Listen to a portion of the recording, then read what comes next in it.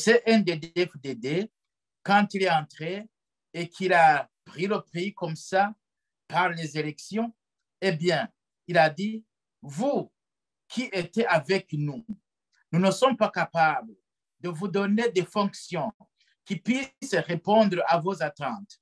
Mais toutefois, nous allons vous classer dans des endroits où vous pouvez travailler. Mais ce qu'on peut vous demander, c'est que vous pouvez vous servir comme vous l'entendez et vous serez couvert par notre système judiciaire. Il nous appartiendra. C'est pour cette raison qu'aujourd'hui, condamner la justice, c'est quelque part peut-être ne pas avoir du respect ou ne pas être conséquent parce que ce sont eux qui ont institué le système de corruption dans le pays en impliquant même la justice pour qu'elle puisse protéger les corrompus.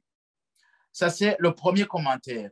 Le deuxième commentaire, c'est qu'aujourd'hui, pour avoir une politique, pour avoir un discours politique, il faut que de l'autre côté, on commette la même chose pour être sûr que le discours politique tient à quelque chose. Maintenant, lutter contre la corruption, c'est un bon discours, mais pour que vous ayez un bon discours sur le plan de la corruption, il faut pratiquer la corruption quelque part.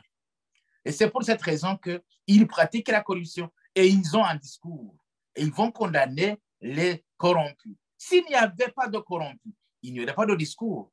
Ils diraient autre chose. Maintenant, pour qu'ils puissent rester à ce niveau-là, ils doivent encourager la corruption de l'autre côté et sur le plan pratique.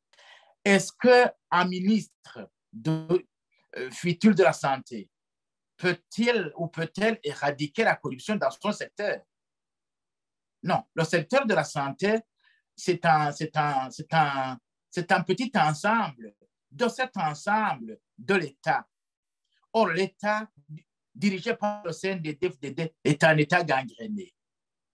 C'est un État gangréné.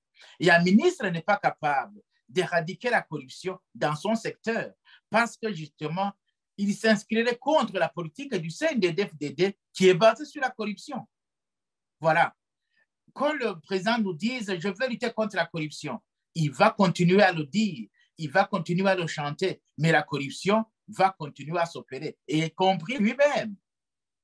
Je rappelle que le président de la République, un jour, au sortir d'une retraite, il a dit « nous avons décidé de présenter nos biens à la Cour suprême ».